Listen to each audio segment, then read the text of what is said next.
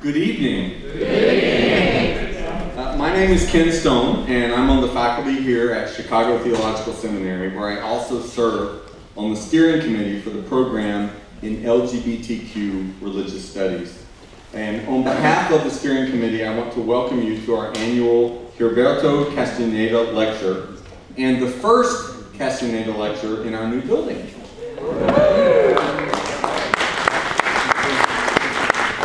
In just a few minutes, our president, Dr. Alice Hunt, will be introducing tonight's speaker, Dr. Patrick Cheng. But I would like to go ahead and introduce a few other people, starting with the rest of our steering committee. I know that some members of the committee are out of town, but I'm going to call all of their names. And as I do, please stand if you're here in alphabetical order. Deb Derrylack, Neil Gertis, Scott Haldeman, Alice Hunt, Ted Jennings, Elena Jimenez, Laurel Schneider, and Susan Thistlethwaite. Thank you for all your work on behalf of LGBTQ Religious Studies. The members of our steering committee are drawn from the faculty and staff at Chicago Theological Seminary, but our programs have a much wider institutional support. So at this time, I'd like to recognize all members of our faculty and staff who are here tonight. If you would please stand. Thank you for all your support.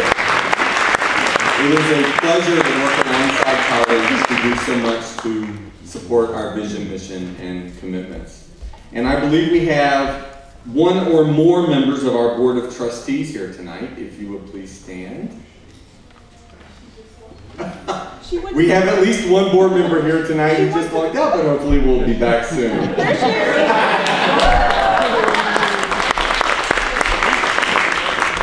is. The support of our board has been crucial for the work that we do in LGBTQ studies.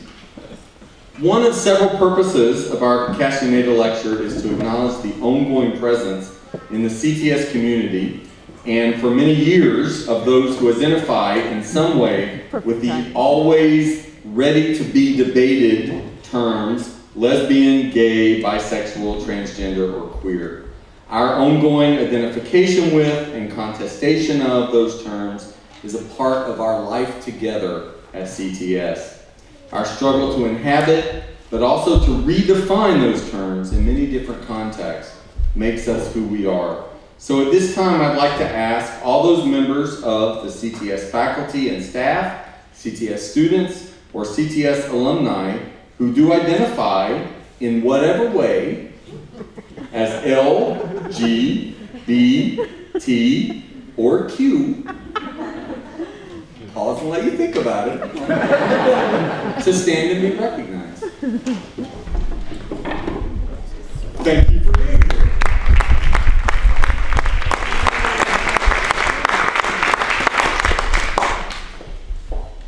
Each year, the members of our steering committee select one or more students as Castañeda Scholars. You will shortly hear about the legacy that leads to that name.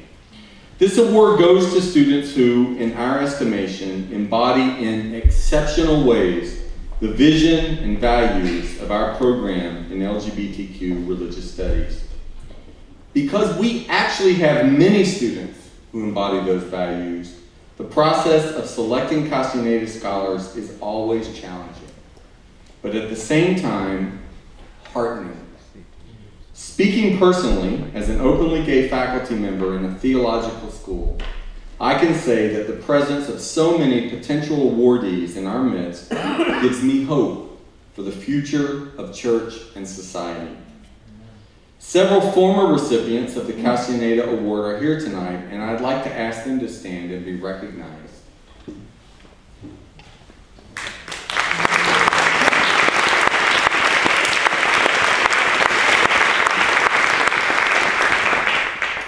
Finally, I'd like to ask the President, Alice Hunt, to come up here. It is my honor to announce the recipient of this year's Castaneda Award. Please join me and our steering committee in congratulating Esther Baruha.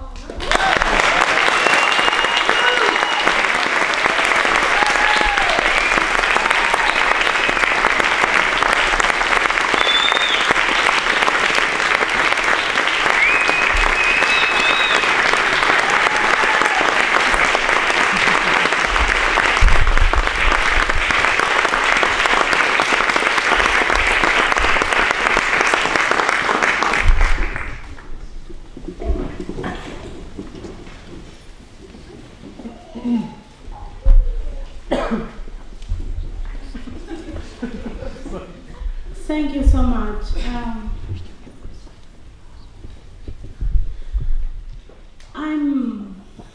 What I am is the representation of so many people who are suffering. And I have, scholarship awards and blah, blah, blah, because there are people that can't be here. There are people that don't have a voice, or there are people that are dying every week for something. And this is always for them. I have something that it's just because lack, God bless, anything, but I am somebody who is in front of just because the circumstances of life, and that means, for them all the time, it's for these people. Thank you so much.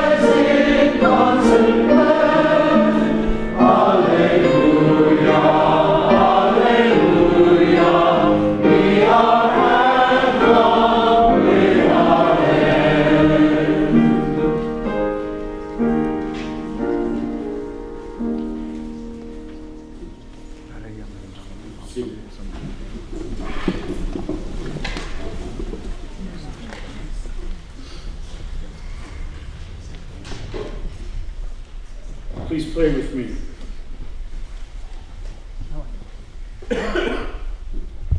Holy One, Holy Three, divine multiplicity, promiscuous lover, God of bathhouse and of boardroom, God of closet and of classroom, God of long-term relationship and of fleeting encounter, God of parade and God of protest. You whose very name is love, attend to us this night. Take on flesh once more to embrace us. Tie us up, tie us down, turn us around. Dissolve boundaries, cross borders. Melt us, mold us, fill us, use us. Open our ears to hear words of grace, news that radical love is what you are all about. Attend to those we miss this night, the overworked and overwrought, the disappointed and dejected, the alienated and the incarcerated, the otherwise occupied, the sick, the dying, the dead. Attend to all the little ones, the bullied and rejected, those banished from home, from church, those without shelter, food, clothing, work, those without love, those without hope. Holy One, Holy Three, divine multiplicity, promiscuous lover, God of bathhouse and of boardroom, God of closet and of classroom, God of long-term relationship and fleeting encounter, God of parade and God of protest. You whose very name is love, send down your Spirit, enliven our hearts, our minds, our bodies, renew the face of the earth. And all God's people said, Amen. Amen.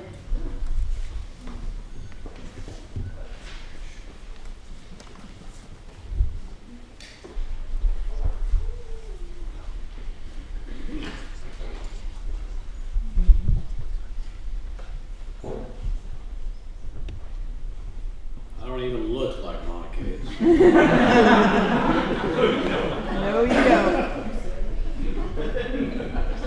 Although she has graced my life for 40 years. She is not well tonight and is devastated that she cannot be here to see so many old and wonderful friends. And I have escaped this duty for so many years. I read from a manuscript which she prepared, although I will edit a bit. But first I will say what a joy it is to me to see Esther Baroja and her partner Katie, whom we met, Rana and I, together in Argentina so long ago, such a short time ago. We are glad to work here. About Gilberto Castañeda, you may have seen his many photos in the dining hall. If you haven't, you may look at them again. He loved to have photos of himself about the house and in his room. That's why we have so many. He was an attractive, healthy-looking young man when he was here with short brown hair and big brown eyes. He loved riding the scariest rides at any amusement park and dressing in the latest style, buying a few nice things on his shoestring budget. He also loved singing corritos of praise and longing to God in churches and decorating for holidays. He loved to da vida la casa, give life to the house. He had spiritual gifts of hospitality, of helping, and of faith. In California, he worked long hours bagging carrots and washing dishes in restaurants in Bakersfield. His name was Gilberto Castañeda, of Aguascalientes, in northern Mexico. One who was first a house guest and then stayed on to become son and brother and friend. When Ron and I first met him in 1989, Gilberto was an economic and emotional refugee, feeling alone in the struggle against the soul-ravaging culture of homophobia, scarred by sexual assault by a teacher when he attended a seminary-track Catholic school.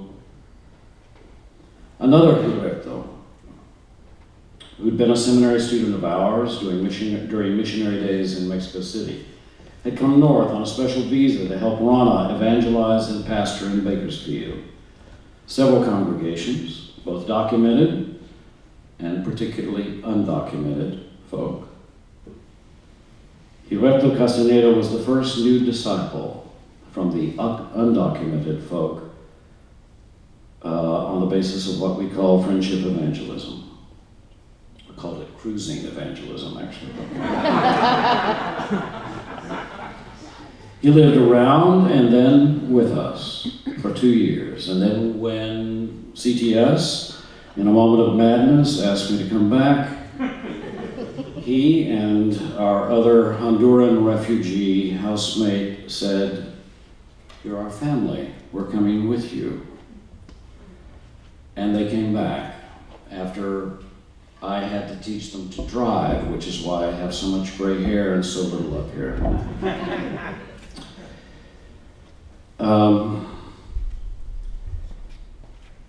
Gilberto couldn't cook very well, though he could set beautiful table. Whenever he played his guitar, every song had the same monotonous rhythm that the rest of us just played around.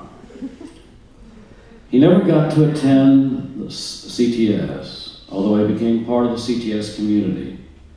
He worked in maintenance at CTS, and he painted Susan Thistlethwaite's house. The guitar that Dow Edgerton gave him and that still is in our chapel often, was his second most prized possession. The first was his Bible. He felt that grateful to have been found by God's unconditional love. Gilberto returned to Mexico in 1992 to help his mother move, try to finish college.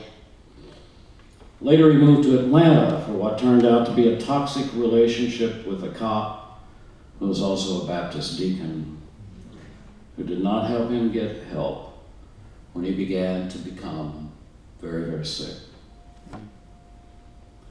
He returned to our home in early August of 1994, suffering full-blown, untreated, AIDS-related infections. Despite wonderful help from Howard Brown Center and the Northwestern Hospital, medical intervention came too late. During the last few weeks of his life, we were together constantly, listening, talking, doing nursing care, and singing his favorite love songs to Jesus. Finally, when he collapsed and could go on no longer, our other housemate, Ibrahim Ba, a young Muslim gay man, overcame his panic about AIDS and found the courage to pick Gilberto up and carry him down the 3 flights of stairs to the ambulance for the last few hours of his life at the hospital. We watched over him, the 3 of us, taking turns. Gilberto wanted to live so much, to live as a gay man and a Christian, self-accepting and free. He wanted to use his gifts for God's agenda, but he died at the end of August in 1994. And after he died, we received letters from literally all over the globe. They're still in my desk. Letters from Russia and Japan and Argentina and many, many places. From people who had been at International House and Crossroads House, who said he made us be a community. He made us love one another. Later in November, when I returned from an exhausting trip in Asia, exhausted also by grief, Susan Thistlecoit, who had worked with Ken Smith and others like Dow and folk on the board, announced the beginning of the Gilberto Castañeda Scholarship Fund. For many years now, 16 since then, it has provided a little encouraging support to outstanding LGBTQ students at CTS. And in this way, CTS has honored Jesus, the Messiah, the Lord of hospitality, by remembering one who could so easily be forgotten, who was one of the least of these. And for this, Rana and I will always be grateful.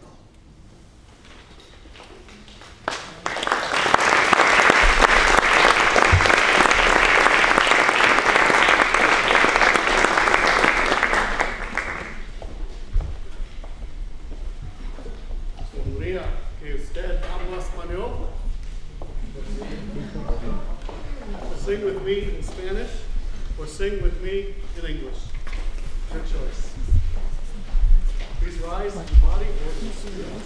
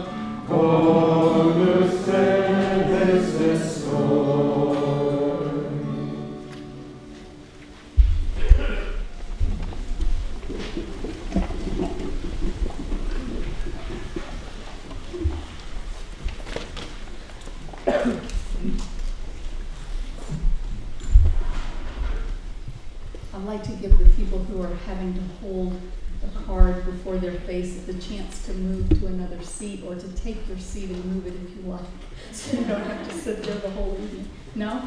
Okay. Please feel free if you need to do so. There's things. Wow. We are so very, very pleased tonight to welcome Reverend Dr. Patrick S. Cheng to our midst. So glad you're here.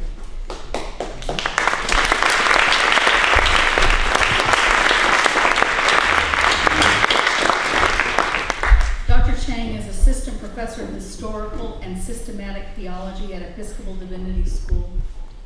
He holds a PhD in Systematic Theology, a Master of Philosophy, and a Master of Arts from Union Theological Seminary in New York, but not only that, also a JD from Harvard Law School, where he served as Executive Editor of Harvard Law Review, and a BA from Yale College.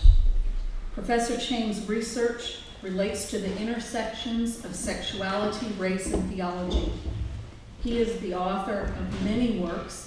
I'll note two of them to you: Radical Love, an Introduction to Queer Theology, which you will have the opportunity to purchase and have signed after this event. You don't have to pay me for that plug. And the newly published From Sin to Amazing Grace, Discovering the Queer Christ, published by Seabury, which I might add is receiving rave reviews. Dr. Cheng's essays have appeared in a number of anthologies, including the second edition of Sexuality in the Sacred and the Queer Bible Commentary. His articles have been published in a number of peer-reviewed journals, including Journal of Feminist Studies in Religion, Journal of Technology, Theology and Religion, Semeia, and Spiritus. Dr. Cheng serves on the steering committee of the Asian North American Religion, Culture, and Society group at the American Academy of Religion. He is the founder and coordinator of Queer Asian Spirit. That is www.queerasianspirit.org. Yes, which is dedicated to supporting the lives of LGBT Asians who are interested in spiritual, theological, and religious issues. He is an ordained minister with the Metropolitan Community Churches, and he contributes frequently to the Huffington Post, among many other places. We are so delighted to have you here with us today.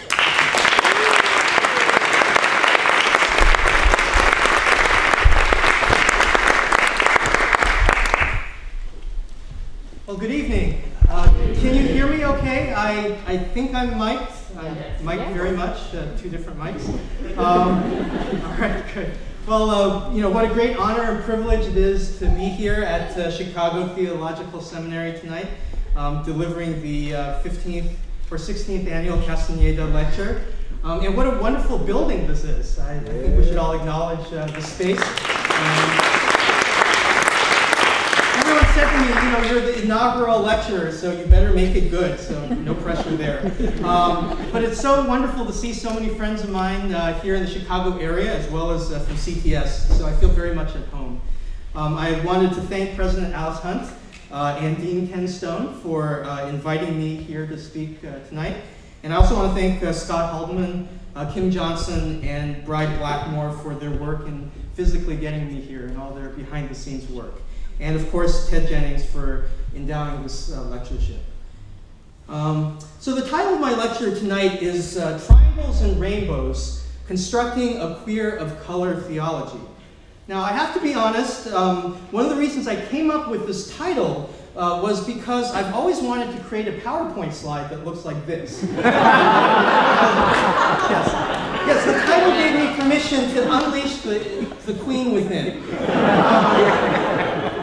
And I know there's some sunlight issue here, but it's good because sunlight is sort of all the colors coming together, right? I mean, it's sort of the ultimate in sunlight, so that's good.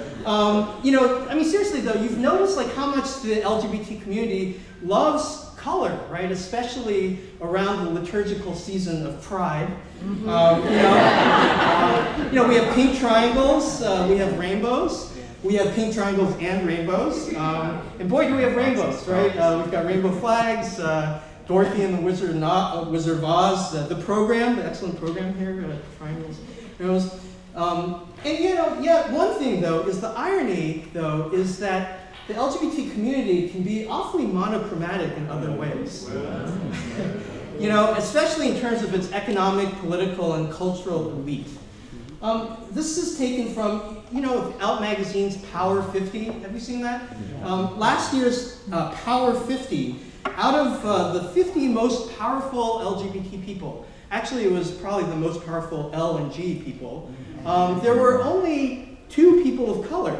One was Anthony Romero of the ACLU, and the other was Perez Hilton. Now, I love them both. I think it's wonderful. 2 Latinos, no African Americans, no Asian Americans, no Native Americans. Is it really true that Out Magazine could not find more than 2 powerful queer people of color in this whole frickin' universe? I mean, it really, so, one of the things is my own lived experience has been very different than the demographics of the Power 50. Long before becoming a full-time professor and queer theologian, I was really involved with queer people of color activism and grassroots movements, including the queer Asian groups in New York City, like Gopimni, Q-Wave, and Apacha. And here's just some pictures. Again, this is the lighting and all that, but this is sort of adding some color to the PowerPoint presentation. And I wanted to give a shout out to some of my friends, my queer Asian siblings who are here from I2I, which is the queer Asian group here in the Chicago area. So I'm glad that you could be here. So tonight, for the next 45 minutes or so, I'd like to talk about what does it mean to construct, a truly colorful queer theology. a queer of color theology. And here's a brief roadmap of where I'd like to go. First I'm going to talk about what I call monochromatic theology, and which is what I think characterizes a lot of LGBT theology today.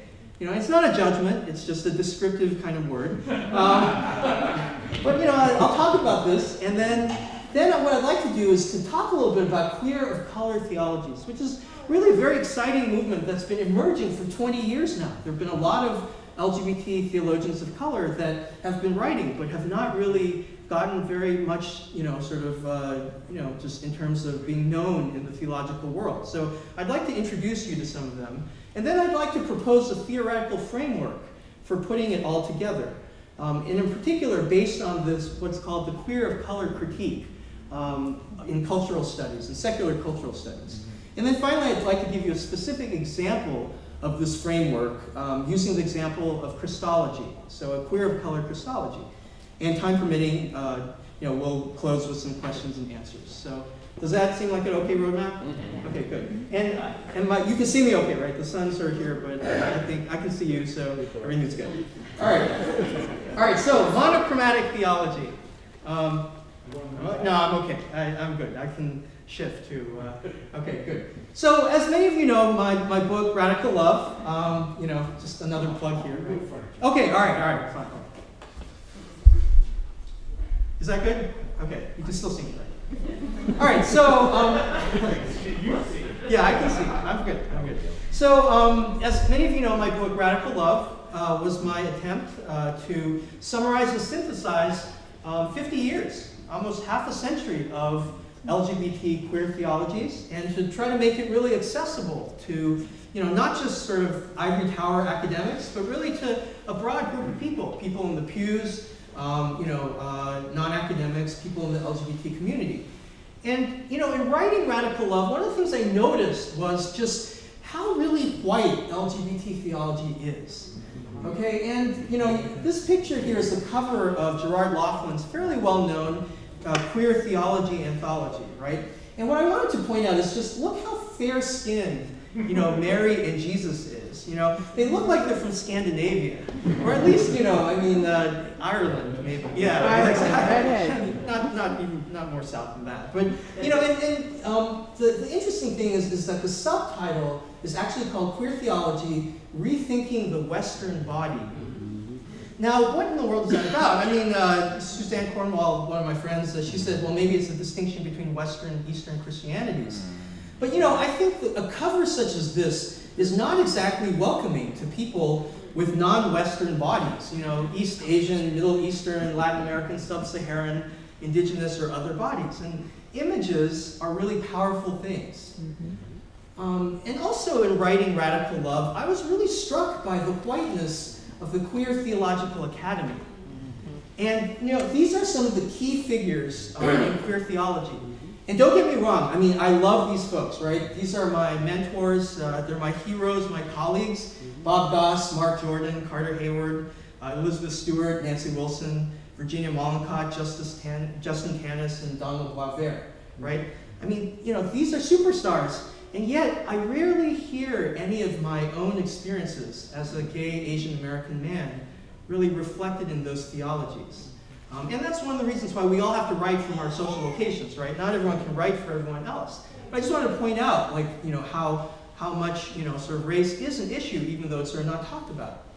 And then finally, I really wanted to talk about the whiteness of LGBT Christologies. These are just some images, with the play Corpus Christi that had such an uproar about sort of this white gay Jesus. Look at the pictures, right? The Corpus Christi, the young Jesus Joshua in that play up there. Or these pictures of contemporary queer art with Jesus in sort of kissing John, the beloved disciple, or Judas. It's very much very much a European Jesus. Again, I don't see much of myself in these images. Now, the implications of all this, I think that even more troubling, the lack of LGBT images, people of color in LGBT mainstream media and theological discourse, actually leads to a false and what I think is a very ugly dichotomy of race on the one hand and sexuality on the other. That is, there's this myth, right, that all LGBT people are white, and then all people of color are straight. And we know this is not true, but this is something that the religious right really tries regularly to exploit in the marriage equality movement. Here's a picture of a rally, anti-marriage equality rally in the Bronx, sponsored by New York State Senator Ruben Diaz, who was one of the most vocal opponents of marriage equality in New York, who also happens to be a Pentecostal minister. And he sort of buses in all these people of color photo opportunity to oppose marriage equality. And some of you may have read too that recently the so-called National Organization for Marriage, or NOM, recently they had some documents that were leaked. Have you heard about that? They had these documents that were leaked to the Human Rights Campaign that showed that they had an intentional strategy of pitting communities of color against the LGBT community. I mean, this was written down, that this was one of their strategies. Talk about divide and conquer and using both communities. So I think there are implications as to sort of this dichotomy between race and sexuality. And even things like, this whole Tyler Clementi case, right? You heard of Tyler Clementi. This was a really tragic incident where he committed suicide. He's a freshman at Rutgers University who jumped off the George Washington Bridge, right? Because his roommate and his roommate's friend had broadcast through a webcam images of an intimate encounter that he had with another man. And the interesting thing is the roommate was Ravi Darun, who was a South Asian immigrant. And Darun's friend was Molly Wei, who was an East Asian, a woman of East Asian descent. And so granted, what Darun and Wei's acts, their acts were despicable, but I was really horrified to see some of the really xenophobic and racist statements from the LGBT community that I read during Darun's trial. And what I think is really most troubling is that all these complicated dynamics of race and sexuality sort of get, erased, right? This becomes sort of an issue of bullying, and there's this overall sort of LGBT narrative, but then these more complicated things just, sort of get dissipated through the media and otherwise. So I think this is probably, an intro to what I call this notion of monochromatic theology, right? That what this is that I think it's important to say it's less about the color of the skin of the people doing the theology, and it's more about sort of, actually, believe it or not, the failure to move beyond traditional classical liberation theologies in the 1960s and 70s. So what are some characteristics of this monochromatic theology? Well, one is that it's very much identity-based, right? It's Lady Gaga, right? You're born this way. It's a theology about essentialism, that, there is something that is gayness or lesbianness or even transness, right? That the identities really do shape deeply who we are. So it's very much an identity-based kind of theology. Also, it's a very much an either-or thinking. So theology is very much about one polarity or the other, right? You've got oppression on the one hand, and you've got liberation on the other. Or you've got straight on the one hand or gay on the other. You're in the closet or you're out of the closet, or even race and sexuality, right? So it's very much an either-or paradigm in terms of theology. Third, monochromatic theology, I think, is very much about singular oppression.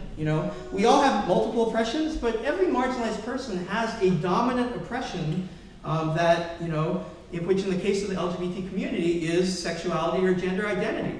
And liberation from that oppression, right, is at the heart of what theology and the theological enterprise is about. And then fourth, monochromatic theology is about linear time. I think of Dan Savage. It gets better, right? This notion of linearity. We're on an upwards trajectory from a journey from Egypt to the Promised Land. It's just a matter of time and education and enlightenment before we're all recognized as equal members of churches and religious organizations. And then fifth and finally, what I call monochromatic theology is about national borders. That theologies are really focused primarily, upon the experiences of LGBT people within the United States. you know, you go as far back as maybe the Mattachine Society and the Daughters of Goliath, you know, and Stonewall, and maybe some history from Canada and the UK, you know, if you're lucky. So does that sound familiar to you? I mean, it's again, it's sort of not, I mean, literally, it's not a judgment thing. I think it actually is derived from those of us that did liberation theologies. I mean, a lot of these themes come from sort of very much sort of what broke open theologies in the 1960s and 70s. But I will say, I'll say more about monochromatic theology in a little bit, but I do think that these are 5 characteristics, frankly, that don't really speak to the experiences of queer people of color. Right? And so, you know, the question is, how can we construct an alternative theological paradigm? So part 2, queer of color theologies. As I mentioned, queer of color theologies have been emerging for at least 2 decades now. How many of you sort of know some of these theologians? Raise your hand. A few, not a lot, but you know some of them. Elias Farajajé Jones, who teaches at Star King out of Berkeley. Renee Hill, who is a Episcopal priest in New York City. Orlando Espin, who is giving the Boswell Lecture at CLGS this year, who teaches at the University of San Diego. Roger Sneed, a friend of mine at Furman University. Lang Lim, who's an Episcopal priest in Singapore. And also Andy Smith of UC Riverside. These are all folks that sort of have been doing some really interesting work over the last 2 decades in terms of their location as queer of color theologians. And so what I'd like to do is just give you a little overview in terms of a history and some of the stuff that's out there, because just sort of you know, let it come out of the closet a little bit.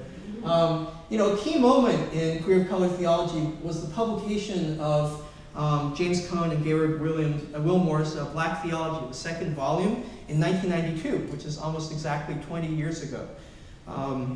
And in this volume were 2 very important essays. Renee Hill wrote an essay, Who Are We for Each Other?, which was the first essay that really critiqued the silence in the womanist community, right? African-American women, about the silences of lesbianism in that community. And another essay was by Elias Farajajé Jones called Breaking Silence Towards an In-the-Life Theology, where he wrote about AIDS phobia in the Black church. So this was like 20 years ago. And these articles were followed then later. In 1995, Emily Towns wrote an article in the Adams and Fortune anthology called Violence Against Women and Children, called Washed in the Grace of God, which was a critique of heterosexism in the Black church. And a decade later, Tracy West at Drew wrote in her very influential book, Disruptive Christian Ethics, a whole chapter, her final chapter in that book, is about voices of leaders in the Black church that are willing to counter heterosexism and homophobia in the Black church. And then in recent years, there have been some really great works. So Victor Anderson at Vanderbilt, you know, wrote the 2006 essay, The Black Church and the Curious Body of the Black Homosexual, in Anthony Pinn and Dwight Hopkins' anthology, Loving the Body. Roger Sneed, who I talked about before, has written this book, Representations of Homosexuality, which is a critique of Black theology, Black liberation theology, actually, just from a queer Black perspective. And then Horace Griffin, who's at Pacific School of Religion, his book, Their Own Receive Them Not, which is about the experience of LGBT Black folk and homophobia within the Black church. So, you know, there's all this stuff going on. And it's not just African American queer folk, it's also Asian American queer folk. A key moment for those of us who do queer Asian theologies, Lang Lim, who wrote this essay in this 97 anthology by Bob Goss and Amy Stronghart called Our Families, Our Values, wrote an essay on webs of betrayal, webs of blessing, about his experience growing up in Singapore, Asian. And he also wrote about his work in body electric and erotic stuff. And he was like an Episcopal priest, and so he sort of got in trouble with his bishop and stuff. So, and then he went to like the MBA in Harvard or something. But I mean, he's been a real key figure in terms of writing about queer Asian theologies. Eric Law, who's another Episcopal priest, wrote an essay in this Queering Religion anthology. That's a pretty well-known 97 anthology that Gary Comstock and Susan Henking wrote about the liminal gifts of queer Asian folk. He has a great essay where he talks about, he comes out, and he's all ready to come out, and he goes to a gay bar, and then he's like, nobody approaches me, right? Like that, and he just feels so different because of his Asianness. And then there was a special issue in 2002 of the Biblical Journal Semeia that Benny Liu had guest edited, that Lang Lim had written an essay called The Bible Tells Me to Hate Myself. And I wrote an essay called Multiplicity in Judges 19, which was a queer Asian reading of the concubine that gets chopped up in Judges 19. And it was about sort of multiplicity and literally being pulled in many different directions. And then I also wrote an essay on queer Asian reading of Galatians in the Queer Bible Commentary. And then finally, crossing international borders. Just last year, there was a great issue in God's Image. This is a feminist journal in Asia, a feminist Asian journal of theology called Beyond Right and Wrong, doing queer theology in Hong Kong. It's a whole anthology, queer theology in Hong Kong. And this latest queer religion anthology by Boisvert and Jay Johnson, there are two great essays, one by Mike Campos called The Bakla, which is this, which is on the Filipino transgender gender issues. And Lai Shan Yip has a great essay on listening to the passion of Catholic New Tongzi, which is Catholic lesbians in Hong Kong. So as you can see, there's just all this work going on. And then you also see Latino-Latina reflections. Margarita Suarez wrote this essay, Reflections on Being Latina and Lesbian, in the Comstock volume. Crossing International Boundaries, of course, the great late Marcela Altos Reed, Argentinian, UK theologian, Indecent Theology, 2001. Orlando Espin's Race and Humanists, where he writes a chapter on LGBT Latino theologies. And then the wonderful Bible Trouble anthology co-edited by Ken Stone and Teresa Hornsby with Manuel Villalobos' essay, Bodies del Ultra Lado. And then finally, in the last decade, folks like Andy Smith has written this book, Native Americans and the Christian Right. So, the reason why I'm going through all this is that I think there's actually a lot of stuff that's been out there. You sort of think, well, queer theologies of color, what is this thing? Maybe like 5 people would be interested, But, maybe only 5 people, but I'm hoping that part of this is that there are more than 5 people. In fact, there's a lot of these voices out there. And, I find that in courses on queer theology, a lot of times, these works don't really get read. And they don't really make it to what's considered part of the LGBT theological canon. And I'm hoping that this is something that can change, and that should change. So let me talk a little bit about a theoretical framework, right? I think with all theological reflections that, you've got this framework of a building, right? That without a theoretical framework, frankly, there's not been a lot of thinking about these different voices. And without having some kind of framework, frankly, I think that's one of the reasons why they're not as well known, because they're just sort of out there. And what I'd like to do is to propose a framework tonight that's drawn from what's called the queer of color critique movement in secular, cultural studies. Anyone familiar with that, queer of color critique? My colleague Kwok Ping Lan says that theology is always like 15 to 20 years behind philosophy or literary studies, right? It's like, that's so think of it. If you're scholars, look what's out there now. You're ahead of the curve. Queer of color critique is this great movement in literary criticism that is done by LGBT scholars of color. And it's about a decade, maybe 10, 15 years old. And it can be traced back to at least 2002. Roderick Ferguson, who teaches at the University of Minnesota, wrote this great book called Aberrations in Black. And it's subtitled Towards a Queer Color Critique. And there are other theorists like Jose Munoz from NYU, Grace Hong, UCLA, David Eng at UPenn, Jasper Puar from Rutgers, and Martin Manalansan from the University of Illinois. And what's so really great is that I think they provide a really interesting tool or framework for thinking about queer of color theologies. So let me just bring out 5 characteristics of queer of color critique that I think would be really interesting. One is that they really question identities, okay? So it challenges sort of these essentialist notions of race and sexuality. Instead of seeing race and sexuality as being born this way, things are constructed, right? So it doesn't mean that we don't have skin pigmentation or that we don't have, sexual urges, but defining our identities on the basis of that is a constructed thing, right? Like as Foucault says, like before the 19th century, no one would have imagined to define themselves in terms of the gender of the person that they're attracted to, right? I mean, in the ancient world, people were defining themselves as tops or bottoms, right? I mean, the notion of a homosexual is actually kind of strange if you think about it. It's not this natural thing. And then to import it back into biblical studies, I mean, that's a whole other question, right? But this whole notion of constructed identities, and it gets complicated, right? Like, what is Asian? It sounds like philosophical, but literally, like my nephews, my brother is Chinese American, my sister-in-law is Jewish. So my nephews are Chinese Jewish.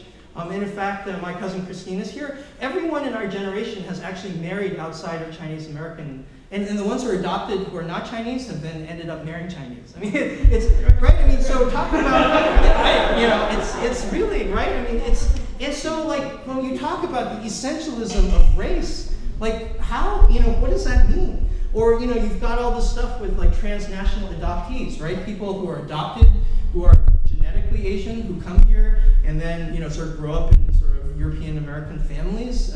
Are they Asian American? So this whole essentializing of race, these queer of color people raise some really interesting issues. And this great book called Strange Affinities, edited by Hong and Ferguson, draws from women of color theorists that sort of say that it's not so much about identity politics, right? That I'm more oppressed than you. It's sort of like, you get arguing as to all these identity politics. It's really about building coalitions and honoring how you're the same, but also different in terms of how you're valued or devalued, So again, just sort of building coalitions, not so much saying, all right, these are sort of essential characteristics, but sort of the messiness. Again, Foucault has this notion of heterotopias, right? Like he talks about sort of all these different things. You think of like a garage sale table with all these tchotchkes and stuff. I think the human mind, we always try to sort of make order out of that, right? We try to impose sort of some kind of narrative over that, but sometimes it's okay to just let it be a table of tchotchkes, right? Says the systematic theologian, right? Yeah. Okay. So that's something that I think queer of color, questioning identities is something I think that's very valuable for theological thinking.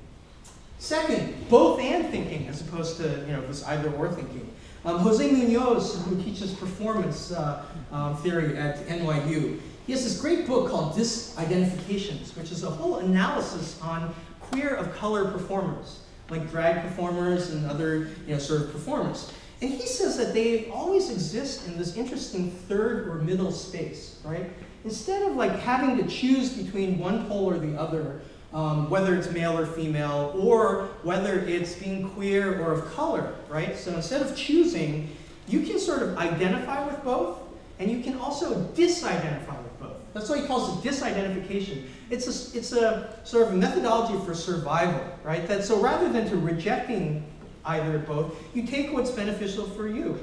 So there's some things in communities of color that are helpful. Some of the stuff that's not helpful, like the homophobia, you sort of leave behind. There's things helpful from the queer community, but the racism that's not, you leave behind. And this is a lot like in post-colonial theory, those of you that do post-colonial studies, this whole notion of hybridity. Homi Bhabha says hybridity is like the stairwell between two floors, right? It's where the colonizer and the colonized meet in the middle. It's this middle space, right? That in that middle space, the top and bottom actually gets reversed. Like it's something weird is going on in that third space. And for me, both and thinking is something that's very valuable. And that's something that queer of color critique folks have talked about. Third, multiple oppressions. So rather than just focusing on one single oppression, queer of color critique theorists look at the ways in which oppressions are interlocking and mutually constitutive, right? So Jasbir Puar, Brock Perry, who I understand can't be here tonight, did a great panel at the AAR on Terrorist Assemblages, Jasper Pora's book. And she really talks about the South Asian Muslim body post 9/11 as sort of the intersection of all these deviances, right? There's deviant religion, deviant sexuality, deviant race. It's deviancy. You see, you can't talk about one without separating them out in the other. I'm not saying that, she's not saying that it is, she's just saying in the media, right? That one sort of leads to another. And she also sort of critiques this thing called Homo Nationalism, which I think is really interesting. Like with all this discussion about marriage equality and all this flag waving, right? There's this picture from gay.com of two very beautiful gay white men wrapped up in a flag, right? It's sort of this image of like, as LGBT people seek to be more respectable and get civil rights, well, what happens is you actually do leave behind sort of bodies of color, marginalized bodies, sort of immigrants, right? I mean, this Homo Nationalism actually has a cost. And very often the costs are bodies of color and queer bodies of color.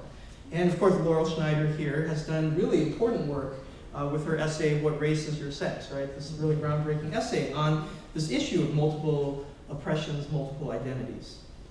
Fourth, non-linear time. I really love this. One of my longer-term projects is about thinking about queering time.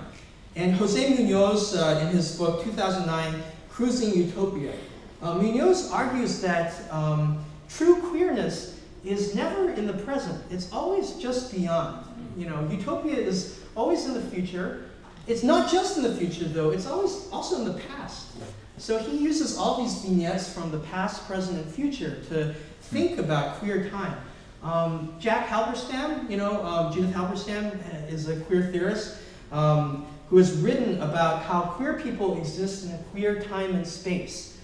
Think about it, right? Like straight people, you grow up, you graduate from high school, college, you get married, you get a job, you have kids, right? You have your career, your kids leave, you retire. There's sort of that linear trajectory. And yet queer folk, I'm like that. I was a lawyer, and then I was sort of did something else, and may do something else later. If this doesn't work out, hopefully it'll work out. But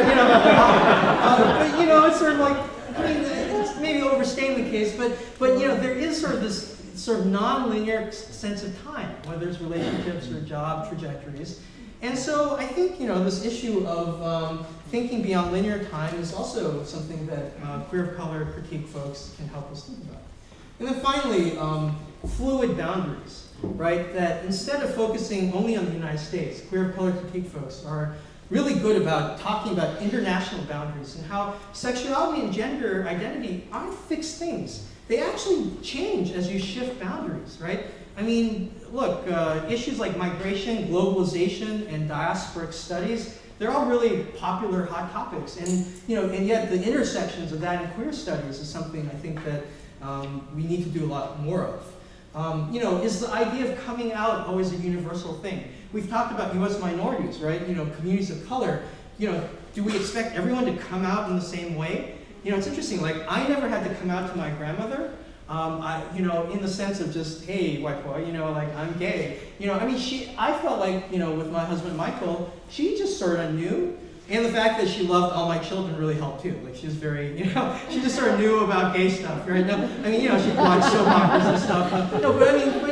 Here this is this sort of immigrant, Chinese American old lady, but she just sort of, I didn't feel like I had to have that conversation, and yet I felt like she treated Michael and me just the same as she treated everyone else. So it's sort of a different notion of coming out, and I think the same is in terms of African American communities, but also abroad. So do we export our notions of gayness or queerness or coming out? Can it just be translated from one culture to another, just like McDonald's or Starbucks? Or do we really, right? Or do we need to sort of think about what cross-boundary does to those categories? And we're not seeing that in queer theological studies. And sort of works like Queer Globalizations, like by Cruz Malve and Manwansan, really get to these notions of sort of fluid boundaries. So as you can see, basically what I've done, right, is to say that these 5 characteristics of monochromatic theology are countered, right, by queer color critique, Basically, you move from an identity-based sort of, this is, I'm born this way kind of thing, to questioning identities, right? You move from either or thinking of liberation versus oppression to really both and thinking of third spaces. You move from singular oppression of sexuality and gender identity at the forefront to actually multiple oppressions and how it's always a shifting assemblage of oppressions. You move from linear time, that it gets better, to really, queer time, non-linear time. And then finally, you move from national borders and sort of the US as the center of all things to fluid boundaries. And not just the rest of the world, but also what boundaries do to notions of sexuality and gender identity. So I would really argue that these 5 characteristics, and it's interesting because even queer of color theorists, I wouldn't say, they wouldn't sort of put themselves in these boxes. I mean, this is sort of my own thinking about what are the themes that are coming out of here. But I think it's really interesting that these 5 themes of questioning identities, both and thinking, multiple oppressions, nonlinear time, and fluid boundaries actually undoes liberation theologies. Like the stuff that we've been doing for the last 40, 50 years actually becomes undone when you think about sort of queer of color theory. And I think it's actually, rather than actually queer of color folks being at the margins, I think this is sort of marks potentially a Copernican shift in how we do theology and bringing that actually to the center. So I think what I'd like to do is just give you a concrete example. So are you with me so far? I see heads nodding. No one's sort of dozed off yet, which is good, And so let me just sort of close with sort of a concrete example of how I think, sort of queer of color theology might be applied to a concrete doctrinal instance. Let's say, take Christology. And so what would an actual example of queer of color theology look like? So let's look at Christology, which is the study of the person of Jesus Christ. The first, so my requisite rainbow umbrella. Yeah, and now we can see the structure. So questioning identities. You've got the queer Christ here. And as many of you know, like the notion of the queer Christ is actually not something that's new. The UCC minister Robert Wood wrote this amazing book, right, Christ and the Homosexual, back in 1960, over 50 years ago, right, about the queer Christ. And and then Bob Goss has done all this work, right? But what would be really interesting, what would be new though, is to put the queer Christ in dialogue with all the different queer contextual Christs, or the contextual Christs that have come up within the last few decades, whether it's the Black Christ, or the Asian Christ, or Christa, the crucified female, right? Or women of color Christ, or the Latina Christ, or the American Indian Christ. You don't see that in queer theologies. At most, you just sort of make the equation that queerness is like race in terms of oppression. Do you ever talk? I mean, I never see that dialogue. How are we the same, but how are we also different? And what does it mean to have these different Christological models? And, what would it mean to really enter into dialogue? And it's not just a one-side thing, it's sort of both sides. But I think that's something that would be, really important. Another thing, both and thinking. I teach early church, and I have a sort of an odd appointment. I teach the really early stuff and the really contemporary stuff. I'm called the bookends, right? What if we looked at sort of early church, sort of conciliar, classical Christological formula in light of queer of color, both and thinking? I'm sort of thinking sort of the Chalcedonian formulas, right? Before your eyes glaze over. I mean, those of you, some of you like this stuff, right? Christ's two natures, right? The divine nature and the human nature. Remember that? Like, without confusion or change, separation or division, right? Well, the whole Council of Chalcedon, I think is really it's the same dynamic that talks about queer people of color, how you balance your sexuality, and your race, right? It's, without confusion or change, separation or division. I mean, what an interesting way to think about sort of conciliar Christologies. Or you're right, I mean, or like the Trinitarian, classical Trinitarian formula, that, you hold multiplicity and oneness simultaneously. I mean, how's that for both and? Or the Trinitarian formula is an expression of, let's say, a lesbian of color, with sexuality and race and sex all being held at the same time, both distinct and one, or, queer Asian spirituality. I mean, you know, I love this dancing image of women of color, like this Trinitarian perichoresis, this Eastern Orthodox notion of dancing. I mean, I just think there's so much that, you know, actually early church could be interesting for a change. I mean, it is interesting inherently. But, you know, so both and thinking, that's one way of thinking about sort of, you know, Christology, queer color Christology. Third, multiple oppressions. I love this series. Elizabeth Olsen Wallen, she did this series called Ecce Homo, Behold the Man or Behold the Homo, a couple of years ago. It's a photography session of sort of a modern day queer Christ. She also did these other photographs, including this crucifix photo. But I think it's really interesting, right? Like when we talk about the gay Christ, I think the default gay Christ is actually the gay white Christ, right? What do when we think about gay man versus gay black man, or gay Asian man, or gay Latino man, or gay Native American man, I mean, you know, think in your mind these stereotypes and images that come up, right? That sexuality is raced, and race is sexualized, right? That you can't just talk about one without the other. And so, you know, to talk about the queer Christ or the gay Christ, you know, what does it mean to bring together sexuality and race and gender identity? But then also to bring in issues of economics. Fernando Gonzalez is a photographer. This is another photograph called Crucifixion. You see that? It's a male body of color in a crucified pose, laying in the middle of sort of an economically disadvantaged area with a car being run over. You know, how can gay Christologies, queer Christologies, challenge issues of Homo Nationalism or LGBT neoliberalism, right? Sort of, you know, double income, no kids kind of stuff. I mean, just the true diversity that's within our communities. Fourth, nonlinear time. I love this picture. It's Jesus kissing Lord Rama, you know. It's sort of, well, and why is this nonlinear time? Well, you know, if we're serious about Christ being Alpha and Omega, right, the pre-existent Christ at the time of creation, well, why don't we ever talk about the Logos or Holy Wisdom before the Incarnation? I mean, there are other religious traditions, right, that believe it or not, that existed before Christianity, like Hinduism, like Buddhism, a lot of Eastern religions. So, you know, this notion of the two coming together, I think would be really exciting in terms of Christian theology, not just using sort of other religious notions of syncretism or appropriating them, but really entering into dialogue about what each can contribute. Look, these are both images of incarnation.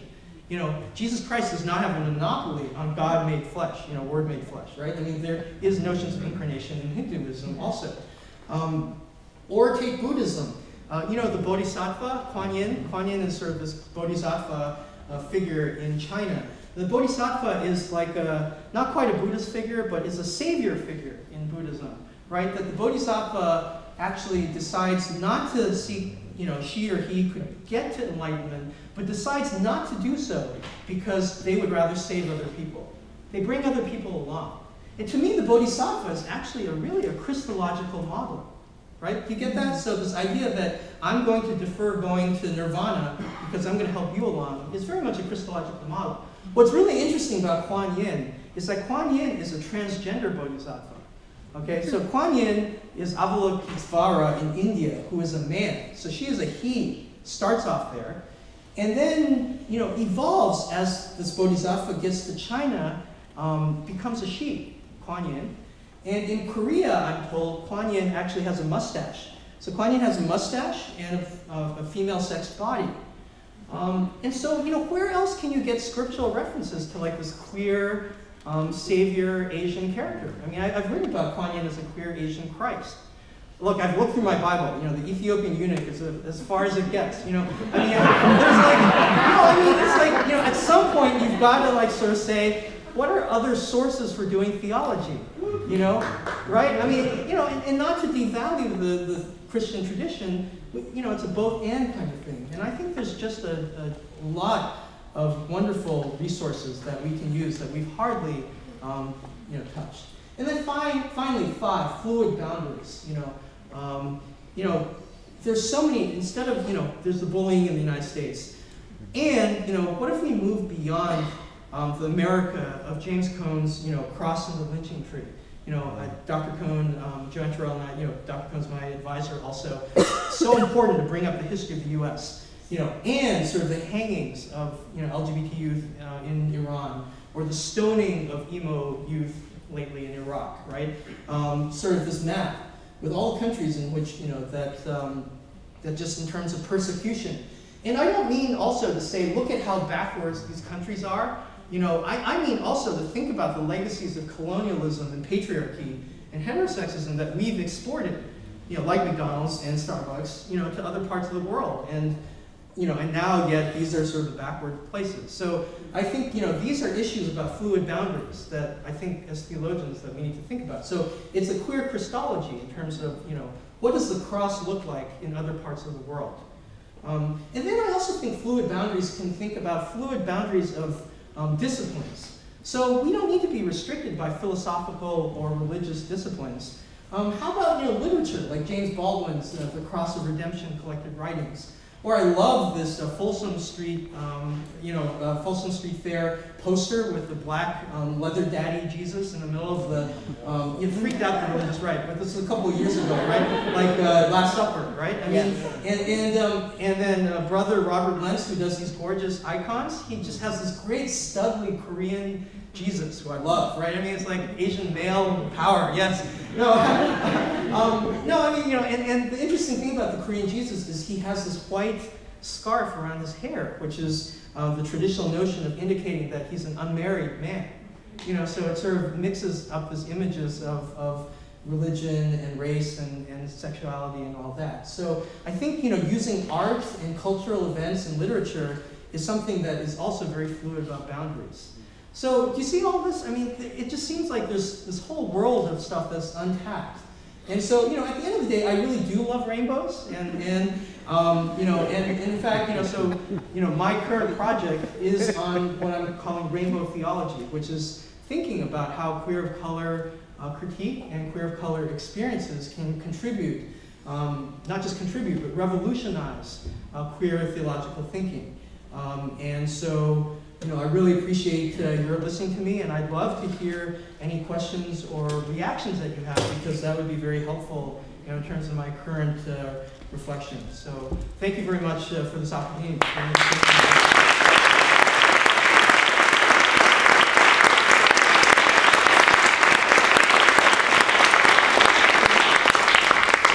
Are we okay in time? Just for a few questions? I know it's sort of possible to extrapolate upon that in a way that talks about systems of power that keep whiteness at the top of theology, like white supremacist power formations. And might you locate that with the singular oppression piece, or might it be located somewhere else? Right. So I was just thinking about that, like kind of maybe with critical race theories. Okay. And my other question was about the linear time piece. Yep.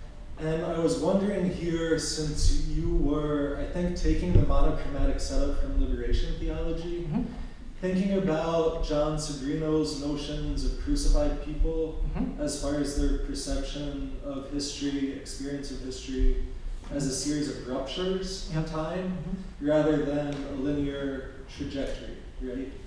So I was wondering how you look at linear time as something that comes from liberation theology. I just wanted to understand that more, and maybe see if some of Sobrino's notions might inform that. Thank you. Yeah, those are great questions. So I'll do my best. I mean, I think the first question, I really admire this idea of thinking about monochromatic theology as actually part of white supremacy, right? That one of the reasons why it has captured the imagination of folks is precisely because it does not speak to the experiences of a lot of bodies of color. And again, sort of, you get that, right? Like the identity-based thing, yeah, I'm a queer Asian Christian, but what does Asian mean, like in the United States, given all the different ethnic groups, right? I mean, or either or thinking or singular oppression, these categories don't really work in my context. So was that more just of a comment or observation kind of thing? I mean, I think that's I hadn't really thought about that. Yeah, I was just thinking about that system as something that also keeps existent systems of power in place. Yes, right? yes. And wondering if, like, critiques of queer theology can be raised in a way that talks about theology as a practice of power, Right, Something that right. enforces. I think that's great. And I also want to acknowledge that, look, I'm also creating a counter system, and, you know, I'm a systematic theologian, and you know, sort of God is a notion too. And so there are limits, right, as to deconstructing things. I do think that's a really powerful point. So thank you for that. In terms of the linear thing, I was thinking more, again, sort of the notion of liberation theologies as the movement of the Exodus movement, right? From oppression to liberation, from Egypt to the Promised Land, right? I mean, this idea that there is some kind of progression and we have to work to get there. And so I think you're right to talk about Sobrino and also just sort of classical Latin American liberation theologies with sort of the indigenous aspects, and it's not this smooth thing, right? I mean, there are ruptures. And so, again, I don't mean to sort of make it just one-dimensional. I was thinking more just in terms of sort of queering the linear trajectory of those theologies. But I appreciate very much this sort of the notion of the rupture within, too. Other questions? Yes, hi. Hi, thank you very much. Sure. I was wondering if you should say something about sort of preventing or being cautious of the move towards creating yet again a homogeneous queer of color. So sort of danger of universalizing once again when you lose the particularities of communities and places. And right. I was wondering if you could think about that. Right. So the question is, you know, can I say something about the dangers of homogenization by creating a category called queer of color, right? Yeah, and you're right, because I think it's like this whole notion in feminism, strategic essentialism, right? That you have to sort of have categories, not because they sort of exist existentially, but strategically, so you can, for political power, and yet, you know, you run the danger as an Asian. No, you know, there's Chinese American, there's Korean American, Vietnamese American, and we all occupy very different positions.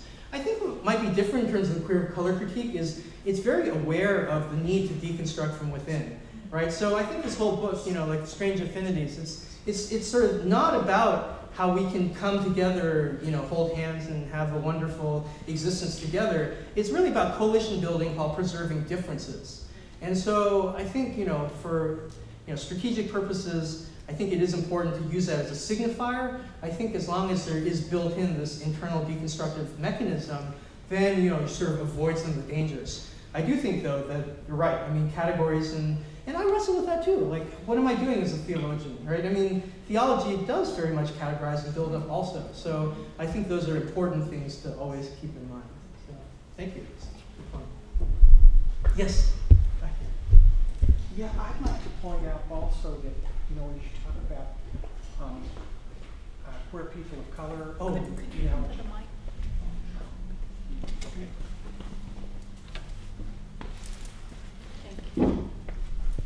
oh, you need, okay.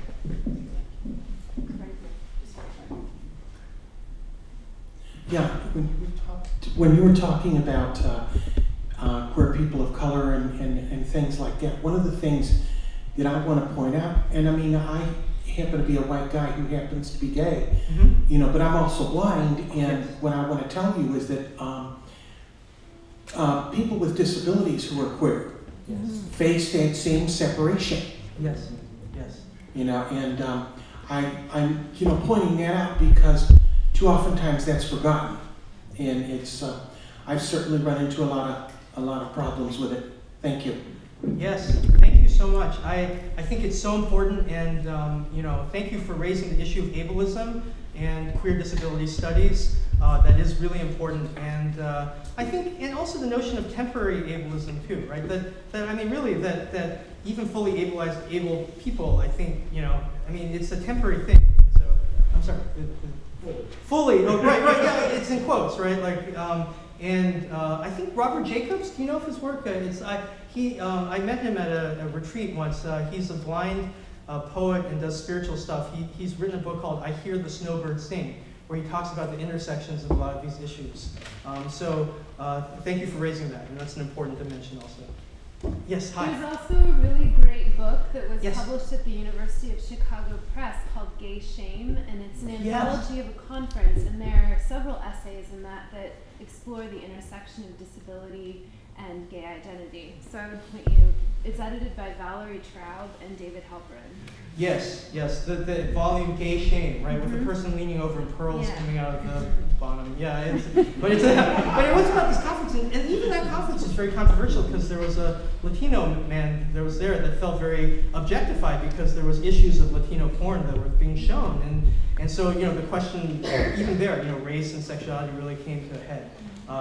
It has issues of disability that are raised. A few more questions. Are we okay time-wise, or yeah? Okay. Yes, sir. What was the name of the conference that you went to a couple of weeks ago?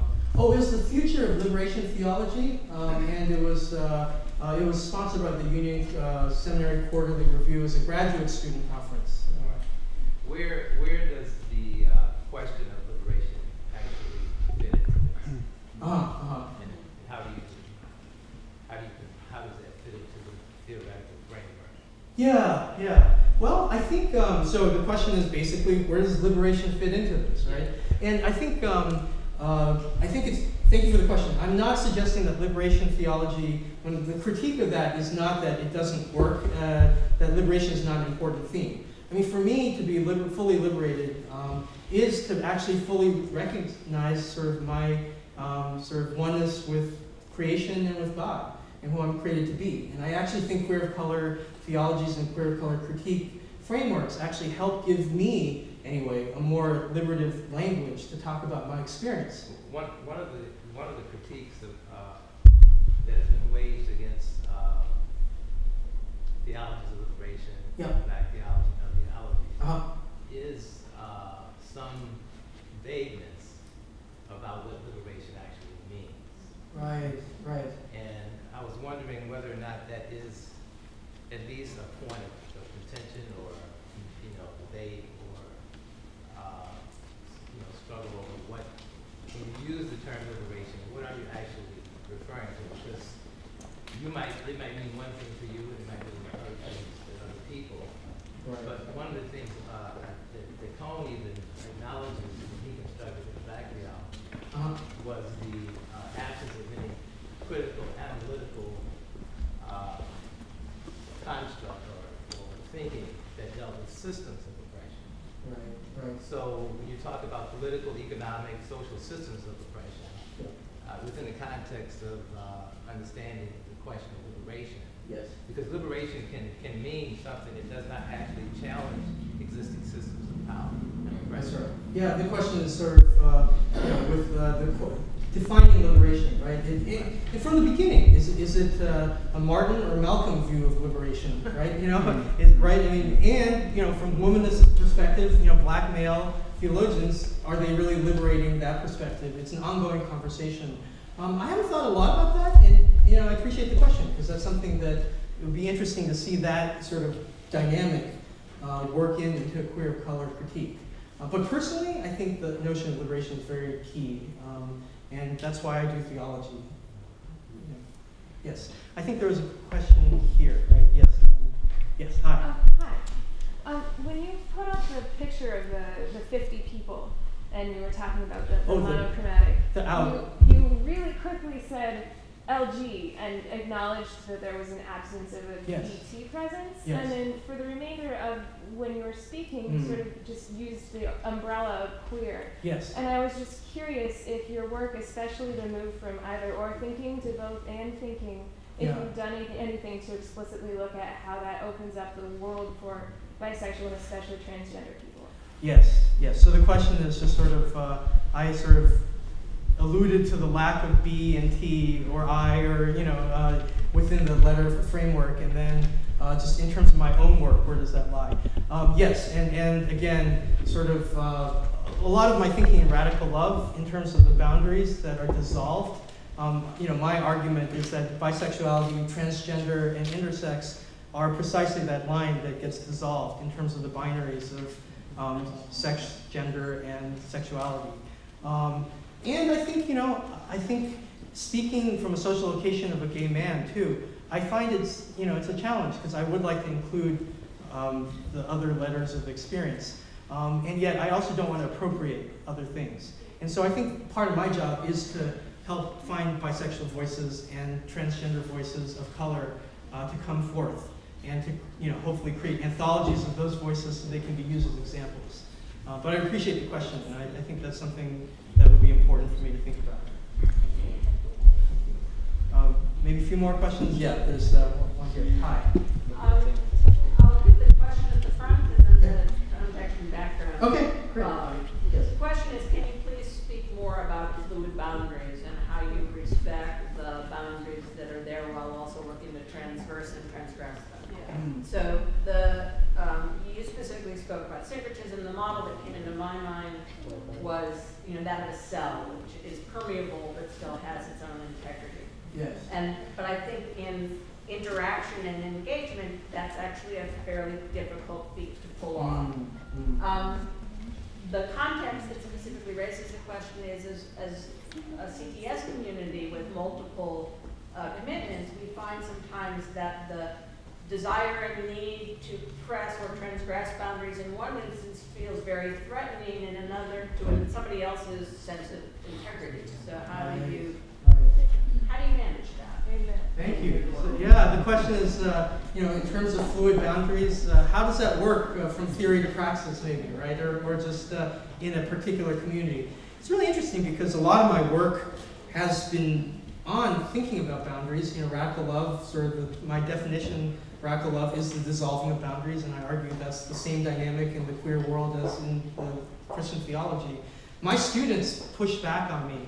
That's the one thing, the one critique that they have is that sort of how boundaries are important. It's like the Carter Hayward debate, boundary wars, right? That from a pastoral perspective and as a minister, boundaries are really important. And in communities, right? So I think you raise a really good point in terms of how do you witness that. I think the issue, though, in so much discourse, whether it's Christian discourse or religious discourse in general, we're nowhere near a permeable cell. It's not. The boundaries are so fixed that there is no fluidity whatsoever. And I think even challenging some of that, maybe pushing a little bit further, will get us closer to the middle. I do think your point about sort of the practical issues about pushing boundaries and then how to also create a safe space, right, is important. And maybe I think one of the things I try to do in the classroom is to allow people to speak. And I think an effective teacher has got to have very safe boundaries and lines too, right? So it's a both-and kind of thing. Scott, what do you want to do? Last question. Yeah, I hate to. Well, that's okay. All right. So it's like you can talk to me out. You buy a book and I'll sign. I'll answer. Okay. Thanks. Hi. Thanks for your talk. Sure. I guess. Well, first of all, I guess you know this from our discussion before a second ago, but my question will be coming from the perspective of someone in visual and cultural studies, not from religious or theological studies. Great. I'm wondering if you could talk more about the centrality of perspective, like perspectivalism. So what you're talking about, and especially in the comment you just made a second ago, talking about like your social location as a gay man, and I'm wondering about that term location and perspective, especially because, I think about in my own experience, identity-wise, yes, I'm a gay white man, but there are certain times when I don't feel like a gay man, and other times when I don't feel like a white man. And I'm wondering about how those kinds of feelings, as we move through different kinds of social spaces and cultural institutions and through different cultural practices, how we might think about, instead of just a multiplicity of identities, thinking about actually something that's more based on the non-fixity of those things in the first place. And maybe that's what you're getting at with fluid boundaries. So I'm just wondering if you can talk about like location and perspective, especially when you're talking about all these different books and anthologies that have been produced. This one's from this perspective and this one's from that perspective. And how do we get towards something that's maybe not, just about incorporating or acknowledging different perspectives, but actually like weaving between them? Yes. Thank you. I actually think that's what I'm trying to get at. In terms of the liberation model, I think is a great way at bringing out social locations. And without liberation theology of the 60s and 70s, we wouldn't have this multiplicity of voices. I think what I am saying is that there is fluidity of boundaries, there is fluidity of time and space, fluidity of perspectives, and I think maybe even more could be done. And I do want to acknowledge that there's fluidity of power, and just because you've got one sort of set of identities doesn't take into effect that I'm giving a talk here as the expert, so that puts me in a position of power that may be in a different position of power, half an hour from now, right? I mean, so in a different perspective or location. So I think those are really good points. And I think that bringing together art, and that's something I'm also very interested in. So thank you all for that.